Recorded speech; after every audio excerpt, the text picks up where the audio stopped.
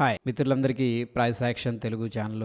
So మనం trade తీసుకునేటప్పుడు కొన్ని ఇండికేటర్స్ అనేది యూస్ చేసుకోవచ్చు. ముఖ్యంగా దాని తర్వాత ఏంటంటే స్టోకాస్టిక్స్ లో కూడా అన్ని డిఫాల్ట్సే, మనం ఎటువంటి చేంజ్ అవి చేయాలి స్టోకాస్. సో ఫస్ట్ ఆఫ్ ఆల్ మనందరికీ తెలుసు ఫ్రెండ్స్, ఇక్కడ రెండు లైన్లు ఉంటాయి. ఇప్పుడు వచ్చేసరికి బ్లూ లైన్, ఒక ఆరెంజ్ లైన్. ఇది సింపుల్ గా చెప్పాలంటే కూడా క్రాస్, ఇది పాజిటివ్ క్రాస్ ఓవర్ అని. ఇప్పుడైతే ఇది మ్యాక్డీ లైన్, దీన్ని మనం యూజ్ చేసుకుని ఏంటంటే ఈ యొక్క ఆప్షన్స్ ట్రేడింగ్ చర్చస్ అయితే కాన్సెప్ట్ అయితే సేమ్. ఇది మ్యాక్డీ లైన్. దాని తర్వాత ఇది వచ్చేసరికి మనకి ఏంటి సిగ్నల్ లైన్ ని మ్యాక్డీ లైన్ ఎప్పుడైతే క్రాస్ ఓవర్ చేస్తుందో, అండ్ మన ఇంత ముందు డిస్కస్ చేసుకున్నట్టు ఈ రెండింటికి మధ్య వ్యత్యాసం పెరుగుతున్న కొద్ది ఏమవుతుంది, మనకి హిస్టోగ్రామ్ అనేది ఎక్స్పాండ్ అవుతుంది. సో ఇది పాజిటివ్ క్రాస్ ఓవర్ కాబట్టి ఇక్కడ మనకి హిస్టోగ్రామ్ ఎలా ఉంటుంది, జీరో లైన్. ఇది జీరో లైన్ కి పైన ఫార్మేషన్ పాజిటివ్ క్రాస్ ఓవర్ జరిగిన తర్వాత ఏమవుతుందంటే ఈ పైన స్టార్ట్ అవుతుంది, దాని తర్వాత ఎక్స్పాండ్ అవుతూ ఉంటుంది హిస్టోగ్రామ్. ఏదైతే ఈ గ్యాప్ ఉందో, ఈ గ్యాప్ ఏ విధంగా అయితే ఎక్స్పాండ్ అవుతుందో ఈ విధంగా ఎక్స్పాండ్ అవుతుంది. దాని తర్వాత మీరు అబ్జర్వ్ చేస్తే ఇదే క్రాస్ ఓవర్ చూడండి, ఇదే క్రాస్ ఓవర్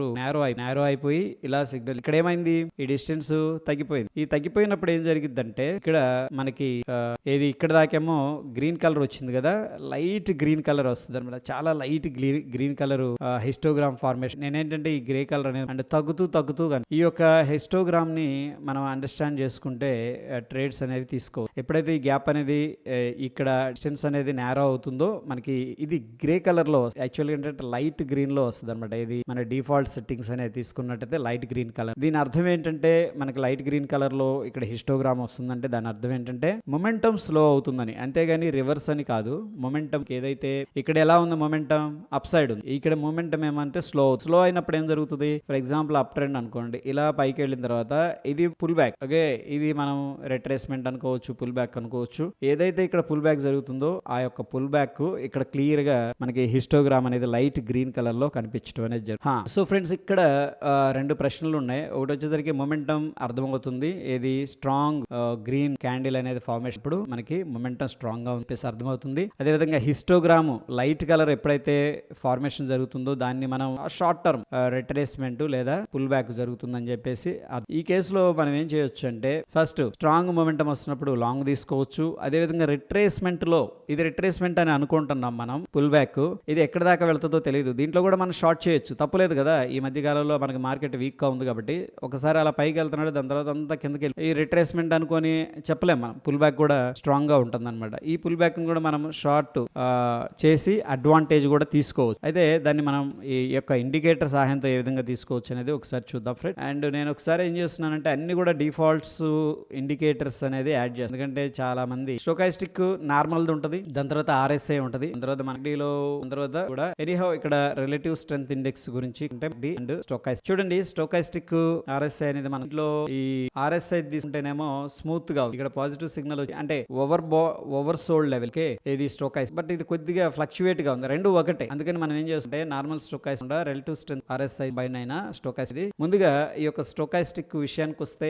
ఇది ఏం రిప్రజెంట్ చేస్తుంది అంటే ఆస్కిలేటర్ అని. ఏంటిది ఇది ఆస్కిలేటర్, ఇది బయింగ్ సెల్లింగ్ సిగ్నల్ ఇవ్వదు, కానీ ఆస్కిలేటర్ అంటే ఏదైతే ఇన్స్ట్రుమెంట్ ఉందో అది ఓవర్ బాట్ లేకపోతే ఓవర్ సోల్డ్ లెవెల్స్ ఉంటాయి కదా, దాన్ని రిప్రజెంట్ చేస్తూ ఈవెన్ అప్ ట్రెండ్ లో కూడా ఓవర్ గా సెల్ చేస్తున్న సందర్భాలు ఉంటాయి. ఓకే, అప్ ట్రెండ్ లో కూడా, అదే విధంగా డౌన్ ట్రెండ్ లో కూడా ఓవర్ గా బాట్ చేస్తున్న సందర్భాలు అయితే ఉంటూ ఉంటాయి అనమాట. ఎనీహౌ ఇది సింపుల్ గా ఏంటంటే మనకి ఇక్కడ 80 లెవెల్ క్రాస్ అయింది అనుకోండి, ఇది అంటే ఓవర్ బాట్ జరిగింది అని చెప్పేసి జస్ట్ సిగ్నల్ ఇస్తుంది.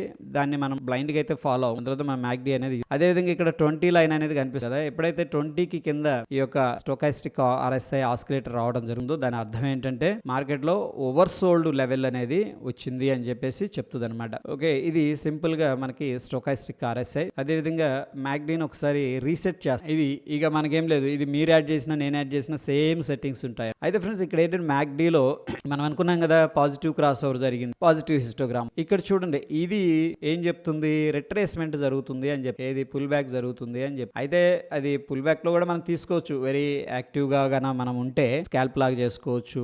ఈవెన్ మంచి ట్రేడ్స్ కూడా వస్తుంటాయి అన్నమాట మార్కెట్ కండిషన్.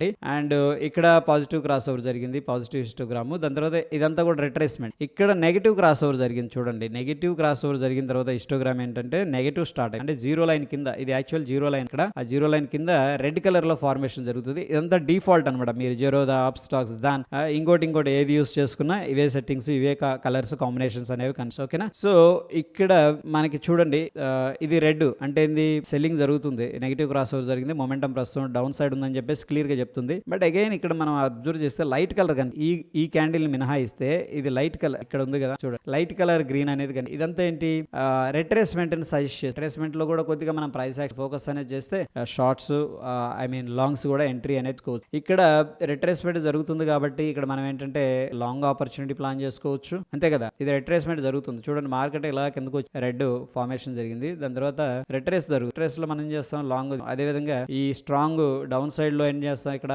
షార్ట్ అనేది ఇనిషియేట్, అదే విధంగా ఇక్కడ గ్రీన్ కి వచ్చేసరికి మనం ఏంటంటే దీంట్లో లాంగ్ ఉంటాం, అంతే కదా. దాని తర్వాత రిట్రేస్ జరుగుతుంది అంటే మార్కెట్ పైకి వెళ్ళింది, దాని తర్వాత కిందకు వస్తుంది రిట్రేస్. ఈ కేసులో ఏదన్నా ప్రైస్ యాక్షన్ సజెస్ట్ చేస్తే కూడా షార్ట్ అనేది ఇనిషియేట్ చేసే ఒకసారి ఇంకా మనం నిఫ్టీలో ఒకసారి టెస్ట్ చేద్దాం. చూడండి ఫ్రెండ్స్, ఇక్కడ మనం డిస్కస్ చేసుకున్నట్టు ఇక్కడ ఏం చెప్తుంది, ఇది నెగిటివ్ క్రాస్ ఓవర్ జరిగి అనేది, దాని తర్వాత ఇది ఎక్స్పాండ్ అయింది అంటే నెగిటివ్ ట్రెండ్ ఉంది, దాని తర్వాత రిట్రేస్మెంట్ తీసుకున్న తర్వాత మళ్ళీ స్టార్ట్ అయింది, దాని తర్వాత ఇదంతా కూడా రిట్రేస్మెంట్, ఒక స్మాల్ రెడ్ క్యాండిల్. దీని అర్థం ఏంటి, ఇది డైవర్జెన్స్ అనమాట. అంటే ఏంటి, మార్కెట్ వీక్ గా ఉంది ఇక్కడ దాకా, ఓకే, ఈ పాయింట్ దాకా. దాని తర్వాత ఏం జరుగుతుంది, ఇదంతా కూడా ఏం సజెస్ట్ చేస్తుంది, ఇది ఓన్లీ ఈ యొక్క లైట్ కలర్ అనేది ఫోకస్, ఓకేనా. సో ఈ లైట్ కలర్ ఏం సజెస్ట్ అంటే మార్కెట్ ఇక్కడ దాకా అయితే వీక్ గా ఉంది, ఇక్కడ నుంచి కొద్దిగా బౌన్స్ అయ్యే ఛాన్స్, ఓకే. ఎనీహౌ ఇది ప్రైమరీ ట్రెండ్ డౌన్, ఇది స్మాల్ బౌన్స్ అనమాట. మనం ఏంటంటే చిన్న చిన్న స్కాల్ప్స్ ట్రేడ్ చేసుకోవచ్చు, ఇన్ ద డైరెక్షన్ లో కూడా చేయొచ్చు. ఇక్కడ మనం కంప్లీట్ గా రివర్స్ ఆడాలని ఏం లేదు, బట్ రివర్సల్ కూడా చూద్దాం. సో ఈ పాయింట్ లో మనకి ఏం చెప్తుంది, రిట్రేస్మెంట్ జరుగుతూ ఈ కేసులో ఎక్కడ కూడా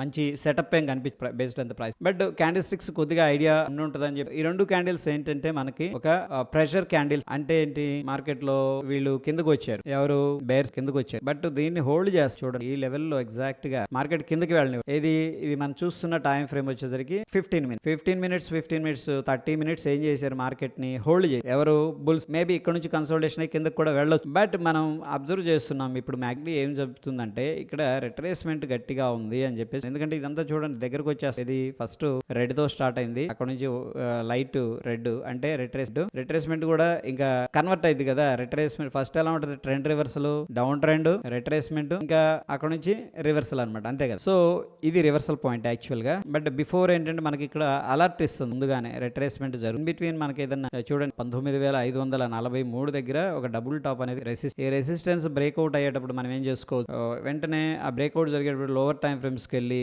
ఇప్పుడు మనం చూస్తుంది ఏంటి, లైక్ 15 మినిట్స్ ఫర్ ఎగ్జాంపుల్, రెండు చార్ట్లు సేమ్ దాని అంటే 1 గంట 5 minutes time frame convert.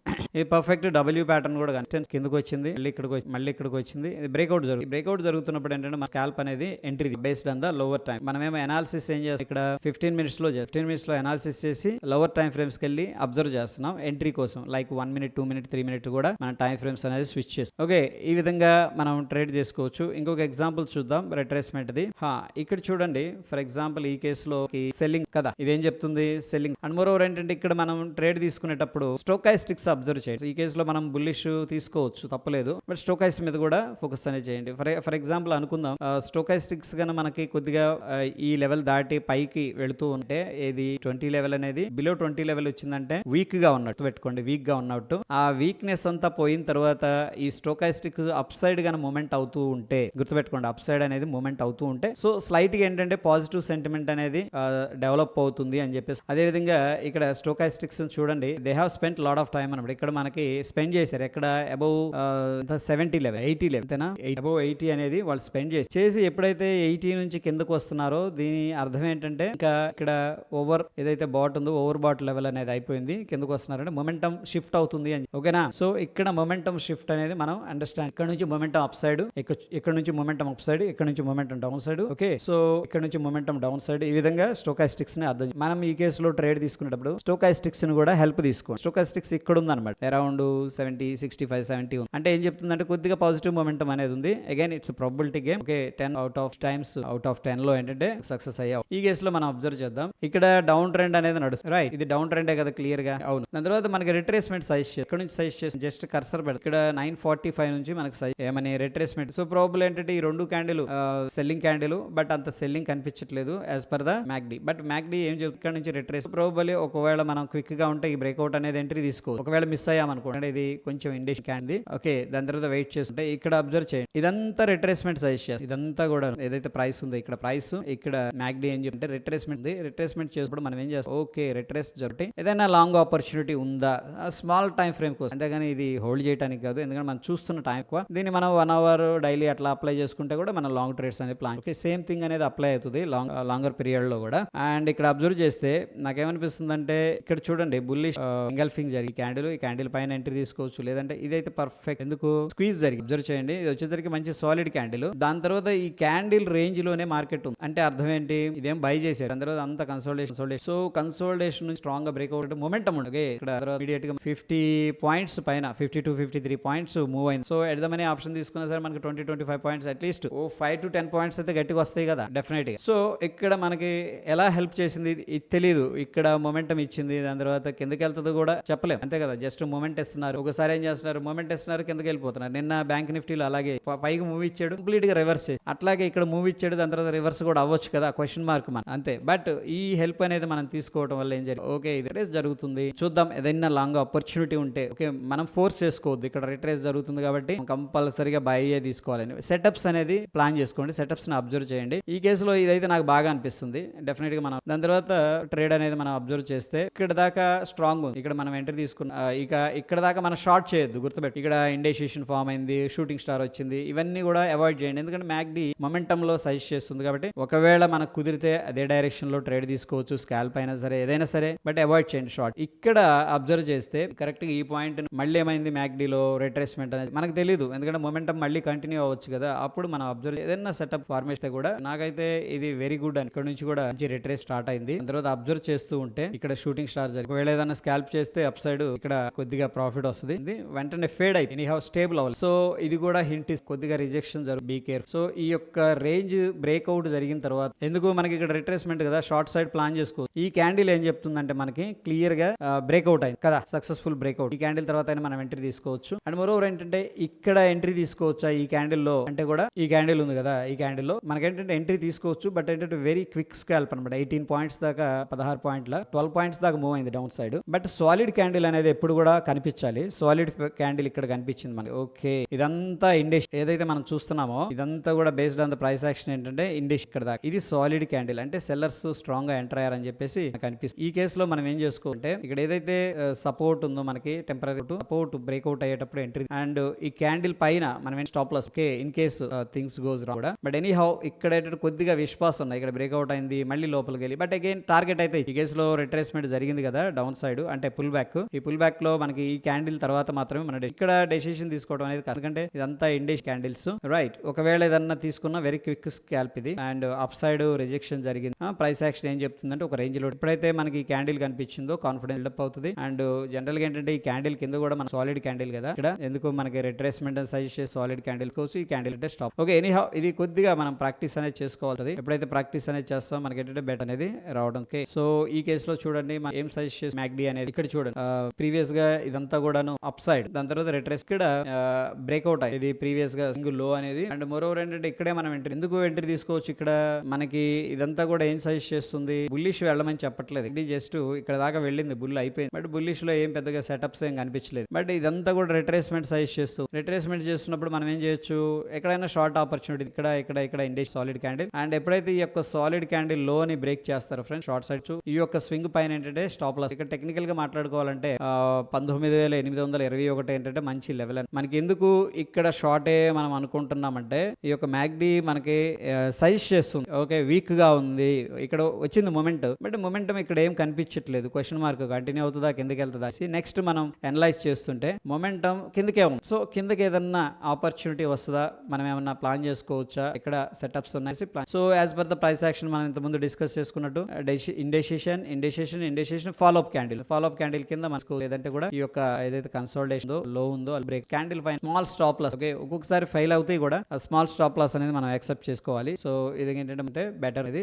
This is all about ఏంటంటే మ్యాక్డీ అండ్ స్టోకాస్ రెండు కూడా మనకి బెటర్ రిజల్ట్స్ అనేది ఉంటాయి, but it lots of efforts observation అనేది కావాలి. సో ఇవే నేను పెయిడ్ కోర్సులో షేర్ చేస్తాను అనమాట. ఇంత డీప్ గా మనం అండర్స్టాండ్ అబ్జర్వ్ చేసినప్పుడు మాత్రమే మనకేంటంటే బెటర్ రిజల్ట్స్ వస్తాయి అని చెప్పేసి. So there is no difference, big difference ఉండదు. ఏంది మన యూట్యూబ్లో కానీ పెయిడ్లో ఏంటంటే ఇంటరాక్షన్ ఉంటుంది. And at the same time ఏంటంటే కొంచెం వాళ్ళ యొక్క మైండ్ సెట్ ఏంటి, వాళ్ళు చేస్తున్న రాంగ్ ఏంటి, అవన్నీ మనం అనలైజ్ చేసి దానికి ఒక సొల్యూషన్స్ అనేది ఇవ్వడం జరుగుతుంది. ఓకే, సో హోప్ ఈ వీడియో హెల్ప్ అయిందని చెప్పేసి అనుకుంటున్నాను. వీడియో నచ్చితే లైక్ చేయండి, షేర్ చేయండి. మరిన్ని అప్డేట్స్ కోసం మన ఛానల్ తప్పకుండా సబ్స్క్రైబ్ చేసుకుని పక్కనే ఉన్న బెల్ బటన్ ప్రెస్ చేయండి ఫ్రెండ్స్. మరొక ఎపిసోడ్లో మళ్ళీ కలుసుకుందాం. Stay tune. ధన్యవాదాలు.